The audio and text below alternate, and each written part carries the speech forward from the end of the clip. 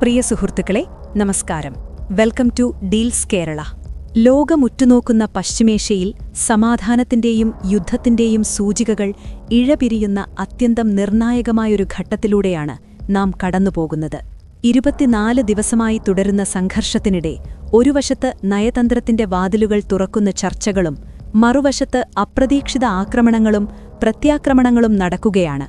ഈ വീഡിയോയിൽ ഈ സംഘർഷത്തിന്റെ അവസാന വാക്ക് എന്താകും എന്ന് നിർണയിക്കുന്ന ഏറ്റവും പുതിയ വിവരങ്ങളും വിശകലനങ്ങളും നിങ്ങൾക്കായി അവതരിപ്പിക്കുകയാണ്.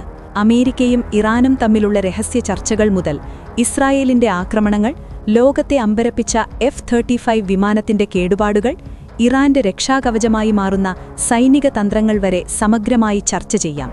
വിശദമായ വാർത്തയിലേക്ക്. ആദ്യം സംസാരിക്കുന്നത് ഈ സംഘർഷത്തിൽ നിർണായക വഴിത്തിരിവായി വിലയിരുത്തപ്പെടുന്ന ഒരു സംഭവ വികാസത്തെക്കുറിച്ചാണ്. അമേരിക്കൻ പ്രസിഡന്റ് ഡൊണാൾഡ് ട്രംപ് തന്നെ വളരെ മികച്ചതും ഫലപ്രദവും എന്ന് വിശേഷിപ്പിച്ച ചർച്ചകൾ കഴിഞ്ഞ 2 ദിവസമായി അമേരിക്കയും ഇറാനും തമ്മിൽ നടന്നു. ഈ ചർച്ചകളുടെ പശ്ചാത്തലത്തിലാണ് അമേരിക്ക വലിയൊരു നീക്കം നടത്തിയത്. ഇറാന്റെ ഊർജ്ജ അടിസ്ഥാന സൗകര്യങ്ങൾക്ക് നേരെ അമേരിക്ക നടത്തിവന്നിരുന്ന എല്ലാ സൈനിക ആക്രമണങ്ങളും 5 ദിവസത്തേക്ക് നിർത്തിവെക്കാൻ തീരുമാനിച്ചു. മേഖലയിൽ സമാധാനം പുനഃസ്ഥാപിക്കാനുള്ള നിർണായക ചുവടുവെപ്പായാണ് ഇതിനെ കാണുന്നത്. വൈറ്റ് ഹൌസ് വൃത്തങ്ങളും ഈ നീക്കത്തെ പ്രതീക്ഷയോടെയാണ് വീക്ഷിക്കുന്നത്. ഇറാനുമായുള്ള ബന്ധം മെച്ചപ്പെടുത്തുന്നതിനും നിലവിലെ തർക്കങ്ങൾ പരിഹരിക്കുന്നതിനും നിലവിലെ ചർച്ചകൾ സഹായകമാകുമെന്നാണ് അവർ പ്രത്യാശ പ്രകടിപ്പിക്കുന്നത്. എന്നാൽ ഈ നയതന്ത്ര നീക്കങ്ങൾക്കിടയിലും ഹോർമുസ് കടലിടുക്ക് വീണ്ടും തുറക്കുന്നതുമായി ബന്ധപ്പെട്ട് ട്രംപ് മുൻപേ നൽകിയിരുന്ന സമയപരിധി ഇന്ന് അവസാനിക്കാനിരിക്കെയാണ് ഈ അപ്രതീക്ഷിത പ്രഖ്യാപനം വരുന്നത്. ഇതൊരുപക്ഷേ ഇറാനെ ചർച്ചയിലേക്ക് ആകർഷിക്കാനുള്ള തന്ത്രമോ അല്ലെങ്കിൽ യഥാർത്ഥ നയതന്ത്ര താൽപര്യത്തിന്റെ സൂചനയോ ആകാം. എന്തുതന്നെയായാലും ഈ 5 ദിവസത്തെ ഇടവേള പശ്ചിമേഷ്യയിലെ ജ്വലിക്കുന്ന അന്തരീക്ഷത്തിന് ഒരു താൽക്കാലിക ശമനം നൽകിയിരിക്കുകയാണ്. അതേസമയം യുദ്ധസന്നദ്ധമായി നിലയുറപ്പിച്ചിരുന്ന അമേരിക്കയുടെ അതിശക്തമായ യുദ്ധക്കപ്പലായ USS ജെറാൾഡ് ആർ ഫോർഡ് ഗ്രീസിലെ ക്രീറ്റ് ദ്വീപിലുള്ള നാവിക താവളത്തിൽ തിരിച്ചെത്തി. ലോകത്തിലെ ഏറ്റവും വലിയ യുദ്ധക്കപ്പലായ ഇത് പശ്ചിമേഷ്യയിലെ യുദ്ധസമാനമായ സാഹചര്യങ്ങളിൽ സജീവമായിരുന്നു. സൂഡ ബേയിലെ താവളത്തിൽ നങ്കൂരമിട്ട ഈ കപ്പൽ ഇറാന്റെ തീരങ്ങളിൽ നിന്നുള്ള പിന്മാറ്റം സംഘർഷാവസ്ഥയിൽ നേരിയ അയവുണ്ടാക്കിയിട്ടുണ്ട്. ഫെബ്രുവരിയിൽ ക്രീറ്റിൽ നിന്ന് ഇന്ധനവും ആയുധങ്ങളും ശേഖരിച്ച ഈ കപ്പൽ മാർച്ച് 12-ന് ഒരു ചെറിയ അപകടത്തെ അഭിമുഖീകരിച്ചിരുന്നു എന്നതും ശ്രദ്ധേയമാണ്. കപ്പലിലെ ലോണ്ട്രിയിലുണ്ടായ തീപിടുത്തത്തിൽ 2 നാവികർക്ക് പരിക്കേറ്റതായി റിപ്പോർട്ടുകൾ സൂചിപ്പിക്കുന്നു. ഈ പശ്ചാത്തലത്തിൽ കൂടിയാണ് കപ്പലിപ്പോൾ താവളത്തിലേക്ക് മടങ്ങിയെത്തിയിരിക്കുന്നത്. എങ്കിലും ട്രംപും ഇറാനും തമ്മിലുള്ള ചർച്ചകൾ വിജയിച്ചാൽ മേഖലയിൽ സ്ഥിരമായ സമാധാനം കൈവരുമെന്നാണ് പ്രതീക്ഷിക്കപ്പെടുന്നത്. എന്നാൽ അമേരിക്കയുടെ ഈ നയതന്ത്ര ചുവടുവെപ്പിന് ഇറാൻ നൽകിയ മറുപടി ശ്രദ്ധേയമാണ്. ചർച്ച നടത്തിയെന്ന ട്രംപിന്റെ വാദം ഇറാൻ പൂർണ്ണമായും തള്ളിക്കളഞ്ഞു. അമേരിക്കൻ പ്രസിഡന്റ് ഡൊണാൾഡ് ട്രംപുമായി നേരിട്ടോ അല്ലാതെയോ യാതൊരുവിധ ആശയവിനിമയവും നടത്തിയിട്ടില്ലെന്ന് ഇറാന്റെ ഔദ്യോഗിക വൃത്തങ്ങളെ ഉദ്ധരിച്ച് ഫാർസ് ന്യൂസ് ഏജൻസി റിപ്പോർട്ട് ചെയ്തു. ഇറാനിലെ വൈദ്യുതി ഊർജ്ജ നിലയങ്ങൾ ലക്ഷ്യം വയ്ക്കുമെന്ന് ട്രംപ് ഭീഷണിപ്പെടുത്തിയിരുന്നാൽ എന്നാൽ കടുത്ത പ്രത്യാഘാതങ്ങൾ ഉണ്ടാകുമെന്ന ഇറാന്റെ മുന്നറിയിപ്പിനെ തുടർന്ന് അദ്ദേഹം ആ നീക്കത്തിൽ നിന്ന് പിൻവാങ്ങുകയായിരുന്നുവെന്നാണ് ഇറാന്റെ അവകാശം. അതായത് അമേരിക്കയുടെ ഈ 5 ദിവസത്തെ വെടിനിർത്തൽ ഇറാൻ കാണുന്നത് തങ്ങളുടെ ശക്തമായ നിലപാടിന്റെ വിജയമായാണ്. ഇറാന്റെ ഭാഗത്തുനിന്ന് കടുത്ത മുന്നറിയിപ്പുകളും ഉയരുന്നുണ്ട്. ഇറാന്റെ തീരപ്രദേശങ്ങളോ ദ്വീപുകളോ ആക്രമിക്കാൻ ഏതെങ്കിലും തരത്തിലുള്ള ശ്രമമുണ്ടായാൽ പേർഷ്യൻ ഗൾഫിലെ എല്ലാ ആശയവിനിമയ പാതകളും മൈൻ ഉപയോഗിച്ച് തകർക്കുമെന്ന് ഇറാന്റെ നാഷണൽ ഡിഫൻസ് കൗൺസിൽ വ്യക്തമാക്കി. തങ്ങളുടെ ഭൂമിശാസ്ത്ര അതിരുകൾ സംരക്ഷിക്കാൻ സജ്ജമാണെന്ന ശക്തമായ സന്ദേശമാണ് ഇതിലൂടെ ഇറാൻ ലോകത്തിനു മുന്നിൽ വെച്ചത്. ഹോർമുസ് കടലിടുക്ക് പൂർണ്ണമായും തുറന്നുകൊടുക്കാൻ ട്രംപ് നൽകിയ 48 മണിക്കൂർ സമയപരിധി ഇന്ന് അവസാനിക്കുകയാണ്. വീഴ്ച വരുത്തിയാൽ ഇറാന്റെ ഏറ്റവും വലിയ വൈദ്യുതി നിലയങ്ങൾ ഉൾപ്പെടെയുള്ളവ ബോംബിട്ട് നശിപ്പിക്കുമെന്നാണ് ട്രംപിന്റെ ഭീഷണി. ഈ പരസ്പര ഭീഷണികൾക്കിടയിലാണ് നിലവിലെ 5 ദിവസത്തെ വെടിനിർത്തൽ ഇരു രാജ്യങ്ങൾ തമ്മിലുള്ള നയതന്ത്ര ചർച്ചകൾക്ക് കൂടുതൽ കരുത്തു പകരുമെന്നു അന്താരാഷ്ട്ര നിരീക്ഷകർ വിലയിരുത്തുന്നത്. എങ്കിലും ഹോർമുസ് കടലിടുക്ക് തുറക്കുന്നതുമായി ബന്ധപ്പെട്ട അന്തിമ തീരുമാനം എങ്ങനെയുണ്ടാകുമെന്നതിനെ ആശ്രയിച്ചിരിക്കും മേഖലയിലെ വരും ദിവസങ്ങളിലെ സ്ഥിതിഗതികൾ. ഇറാനുമായി ഒരു കരാറിലെത്തിയാൽ അടഞ്ഞുകിടക്കുന്ന ഹോർമുസ് കടലിടുക്ക് ഉടൻ തന്നെ തുറക്കുമെന്നും അതിനുശേഷം താനും ഇറാനിലെ പുതിയ ആയത്തുള്ളയും ചേർന്ന് കടലിടുക്കിന്റെ നിയന്ത്രണം സംയുക്തമായി ഏറ്റെടുക്കുമെന്നും അമേരിക്കൻ പ്രസിഡന്റ് ഡൊണാൾഡ് ട്രംപ് അപ്രതീക്ഷിതമായി പ്രഖ്യാപിച്ചു. പശ്ചിമേഷ്യയിൽ തുടരുന്ന സംഘർഷങ്ങൾക്കും ഉപരോധങ്ങൾക്കും പരിഹാരമായാണ് ട്രംപ് ഈ നിർദ്ദേശം മുന്നോട്ടുവെച്ചത്. ഹോർമുസ് കടലിടുക്ക് വീണ്ടും തുറന്നാൽ അതിന്റെ നിയന്ത്രണം ആർക്കായിരിക്കുമെന്ന മാധ്യമപ്രവർത്തകരുടെ ചോദ്യത്തിന് മറുപടി നൽകുകയായിരുന്നു ട്രംപ്. ചോദ്യം കേട്ട് അല്പനേരം ആലോചിച്ച ശേഷമാണ് സംയുക്ത നിയന്ത്രണം എന്ന ആശയം ട്രംപ് പങ്കുവച്ചത്. ഒരുപക്ഷേ ഞാനും ആയത്തുള്ളയും ആരാണോ അടുത്ത ആയത്തുള്ള ഞങ്ങൾ ചേർന്നായിരിക്കും ഇത് നിയന്ത്രിക്കുക, ട്രംപ് വ്യക്തമാക്കി.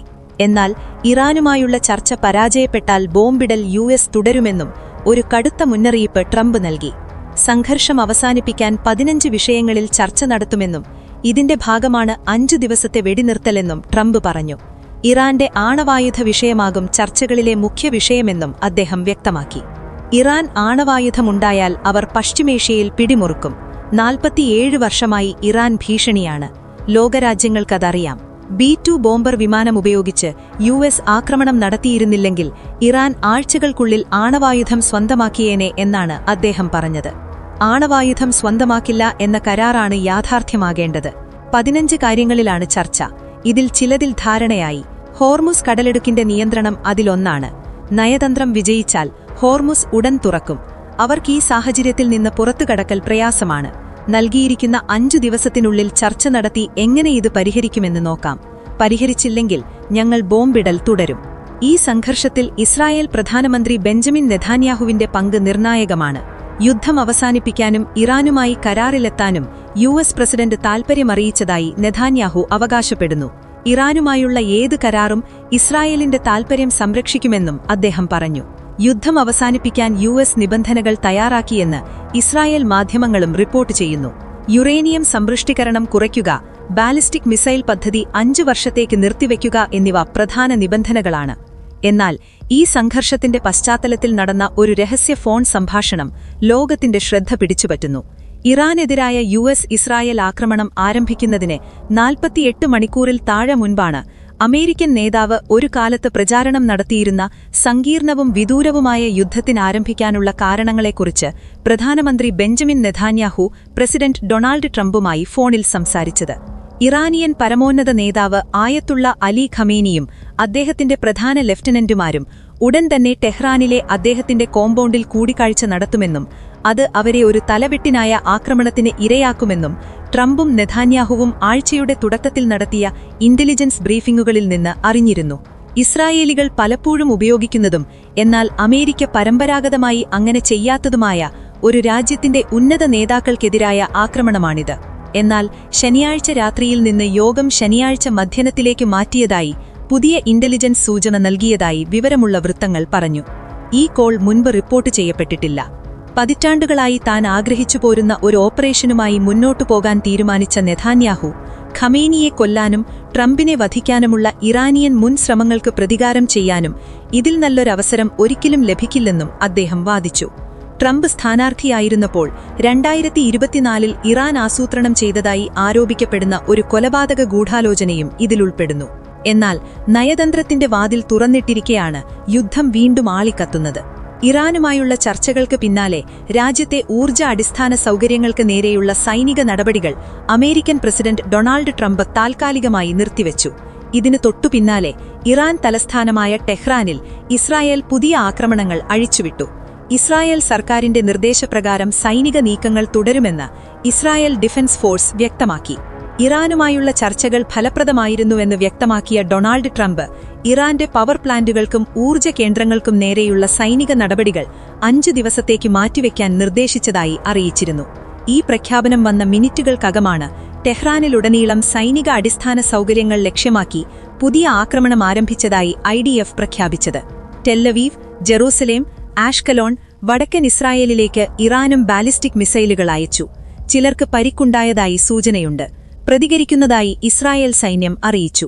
ഇറാനെതിരായ US-ഇസ്രായേൽ യുദ്ധം പൊട്ടിപ്പുറപ്പെട്ടതിനുശേഷം ഇറാൻ പിന്തുണയ്ക്കുന്ന സായുധ സംഘങ്ങൾ ഇറാഖിലെ US താവളങ്ങൾക്കെതിരെ ആക്രമണമഴിച്ചുവിട്ടു. ഇറാഖിലെ ഷിയ പോപ്പുലർ മൊബിലൈസേഷൻ ഫോഴ്സിന്റെ പടിഞ്ഞാറൻ പ്രവിശ്യയായ അൺബാറിൽ ഒരു കേന്ദ്രം ലക്ഷ്യമാക്കി നടത്തിയ വ്യോമാക്രമണത്തിൽ PMFന്റെ അൺബാർ ഓപ്പറേഷൻസ് കമാൻഡർ ഉൾപ്പെടെ കുറഞ്ഞത് 6 പോരാളികൾ കൊല്ലപ്പെടുകയും 15 പേർക്ക് പരിക്കേൽക്കുകയും ചെയ്തു. ആക്രമണം നടത്തിയത് അമേരിക്കയാണെന്ന് ആരോപിച്ച് PMF രംഗത്തുവന്നു. ഈ സംഘർഷത്തിന്റെ ഗതി മാറ്റിയേക്കാവുന്ന ഏറ്റവും വലിയ വാർത്ത ഇതാണ്. അമേരിക്കയുടെ ഏറ്റവും വലിയ സൈനിക അഭിമാനമാണ് F-35 ലൈറ്റ്നിംഗ് II സ്റ്റെൽത്ത് പോർ വിമാനങ്ങൾ. ശത്രുക്കളുടെ റഡാറുകൾക്ക് കണ്ടെത്താൻ കഴിയാത്ത വിധം നിർമ്മിച്ചിരിക്കുന്ന ഈ വിമാനങ്ങൾ തകർക്കാനാവാത്തതാണ് എന്നാണ് കരുതപ്പെടുന്നത്. എന്നാൽ പശ്ചിമേഷ്യയിൽ നടക്കുന്ന യുദ്ധങ്ങൾക്കിടെ ഒരു അമേരിക്കൻ F-35 വിമാനത്തിന് ഇറാന്റെ ആക്രമണത്തിൽ കേടുപാടുകൾ സംഭവിച്ചു എന്ന വാർത്ത ലോകത്തെ അമ്പരപ്പിക്കുകയാണ്. കേവലം ഒരു ഹീറ്റ് സെൻസർ ഉപയോഗിച്ചാണ് ഇറാൻ ഈ അത്യാധുനിക വിമാനത്തെ ലക്ഷ്യം വെച്ചതെന്നാണ് വിലയിരുത്തപ്പെടുന്നത്. കഴിഞ്ഞ വ്യാഴാഴ്ച പശ്ചിമേഷ്യയിലെ ഒരു വ്യോമതാവളത്തിൽ അമേരിക്കയുടെ ഒരു F-35 യുദ്ധവിമാനം അടിയന്തരമായി താഴെയിറക്കി.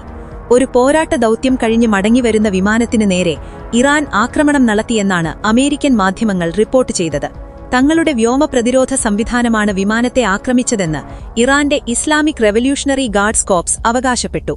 ഇത് തെളിയിക്കുന്ന ചില ദൃശ്യങ്ങളും അവർ പുറത്തുവിട്ടു. വിമാനം സുരക്ഷിതമായി താഴെയിറക്കിയെന്നും പൈലറ്റിന്റെ ആരോഗ്യനില തൃപ്തികരമാണെന്നും അമേരിക്കൻ സൈന്യത്തിന്റെ സെൻട്രൽ കമാൻഡ് വക്താവ് ക്യാപ്റ്റൻ ടിം ഹോക്കിൻസ് സ്ഥിരീകരിച്ചു. എന്നാൽ എന്തുകൊണ്ടാണ് വിമാനം അടിയന്തരമായി ഇറക്കിയതെന്നു അദ്ദേഹം വ്യക്തമാക്കിയിട്ടില്ല.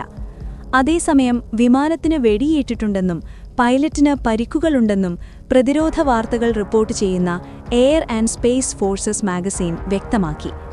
എന്നാൽ തങ്ങളുടെ വിമാനങ്ങൾക്ക് നേരെ ആരും വെടിയുതിർത്തിട്ടില്ല എന്നാണ് അമേരിക്കൻ പ്രസിഡന്റ് ഡൊണാൾഡ് ട്രംപ് ഇതിനോട് പ്രതികരിച്ചത്.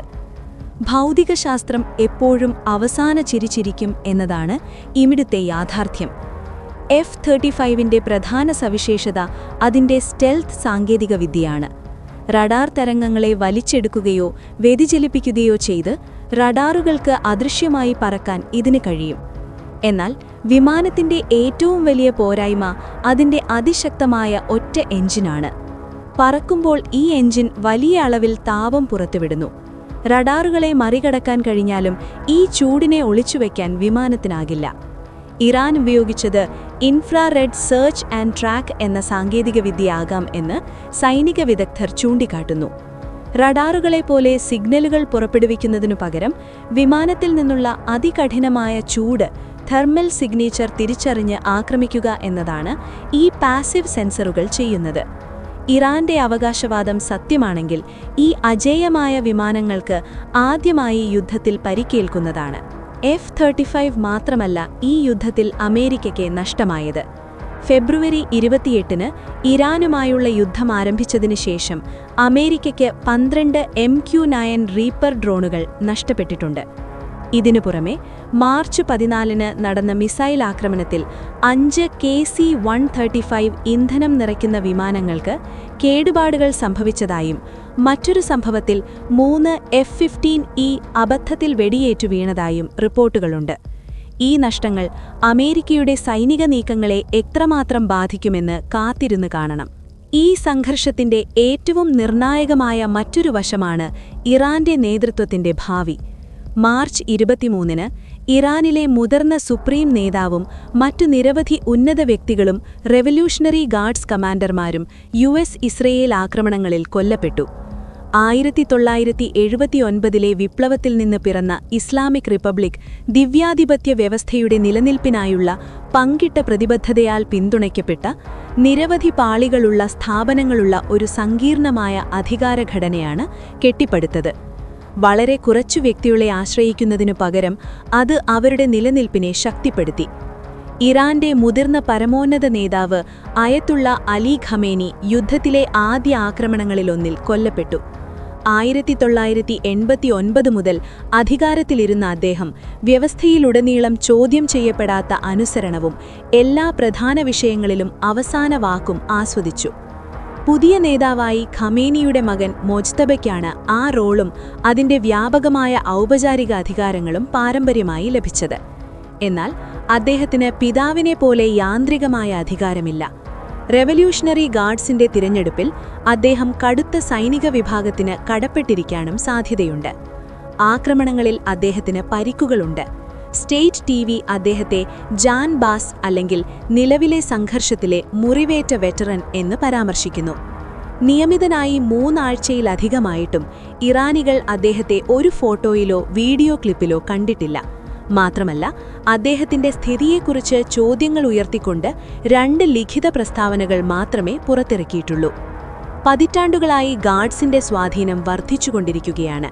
എന്നാൽ യുദ്ധത്തിനിടയിലും അലി ഖമേനിയുടെ കൊലപാതകവും മൊജ്തബ ഖമേനിയുടെ സ്ഥാനാരോഹണവും ശേഷവും തന്ത്രപരമായ തീരുമാനമെടുക്കലിൽ അവർ കേന്ദ്ര പങ്ക് വഹിച്ചിട്ടുണ്ട്. തങ്ങളുടെ നേതൃത്വത്തിന്റെ ശിരച്ഛേദനം നേരിടാൻ അവർ പഴങ്കാലമായി തയ്യാറായിരുന്ന ഗാർഡ്സിന് എല്ലാ കമാൻഡർമാർക്കും പകരക്കാരുടെ ഒരു നിര ഇതിനകം നാമനിർദ്ദേശം ചെയ്തിട്ടുണ്ട്. മാത്രമല്ല, ഓരോ യൂണിറ്റിനും നിശ്ചിത പദ്ധതികൾക്കനുസരിച്ച് സ്വതന്ത്രമായി പ്രവർത്തിക്കാൻ ഒരു മൊസൈക് വംശീയ സംഘാടനഘടനയുമുണ്ട്. കഴിഞ്ഞ വർഷം ആക്രമണങ്ങളിൽ കൊല്ലപ്പെട്ട സീനിയർ കമാൻഡർമാരുടെ ഒരു നീണ്ട പട്ടിക പിന്തുടർന്നാണ് നിരവധി ഉന്നത ഗാർഡ് കമാൻഡർമാരെ നേരത്തെ തന്നെ വധിക്കപ്പെട്ടിരുന്നത്.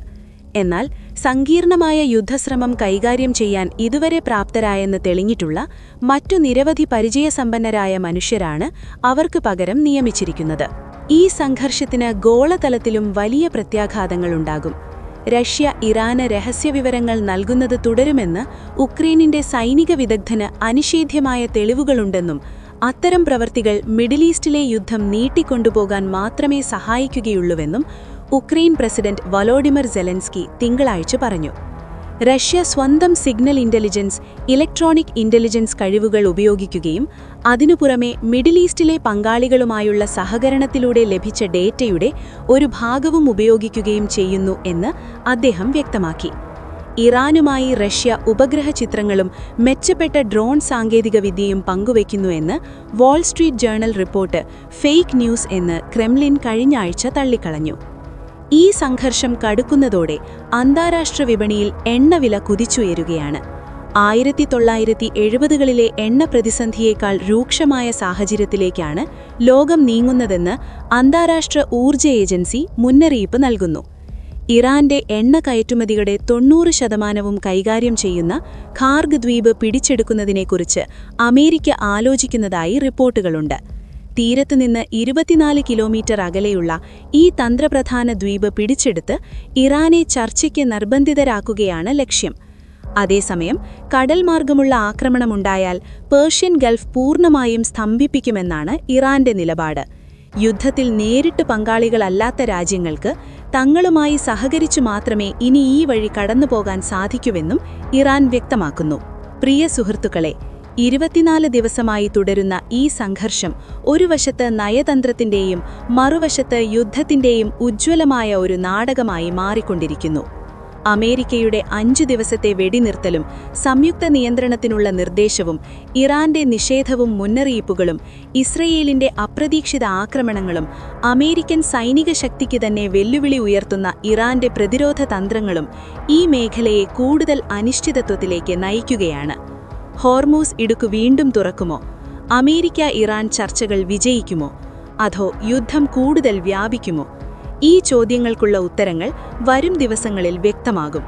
സമാധാനത്തിനായുള്ള ഏതൊരു ശ്രമവും സ്വാഗതാർഹമാണെങ്കിലും ഇറാന്റെ നിലപാടുകളും ഇസ്രയേലിന്റെ ഇടപെടലുകളും ഗോളശക്തികളുടെ താൽപ്പര്യങ്ങളും എല്ലാം ഈ സമവാക്യത്തെ സങ്കീർണമാക്കുന്നുണ്ട്. ഈ വിഷയത്തിലെ ഏറ്റവും പുതിയ വിവരങ്ങൾക്കായി ഞങ്ങളുടെ ചാനൽ സബ്സ്ക്രൈബ് ചെയ്യുക, ബെൽ ഐക്കൺ അമർത്തുക. നന്ദി. International desk, deals Kerala.